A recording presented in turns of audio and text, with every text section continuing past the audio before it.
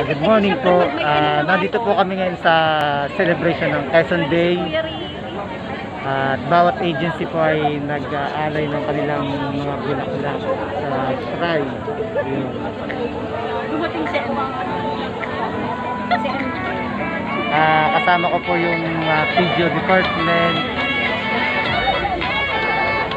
As usual, ang Quezon Metropolitan Water District taon, kumbaga, hindi po nag-break ang bilang ng kanilang dumadaan. Alay ng bulaklak sa shrine. Talagang, ngayon ay lilima. Kaya ngayon na-break na. Okay. Sino pa? Paglapit na lang po namin, nire-recognize na po. Para sigurado. Opo. Pila-pila na lang po. At pag malapit na po dito, ating po i-acknowledge.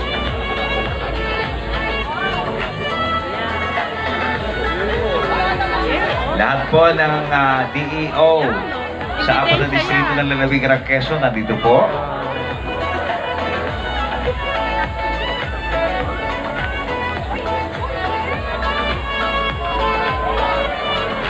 Parang sila yata ngayon yung pinakamarami.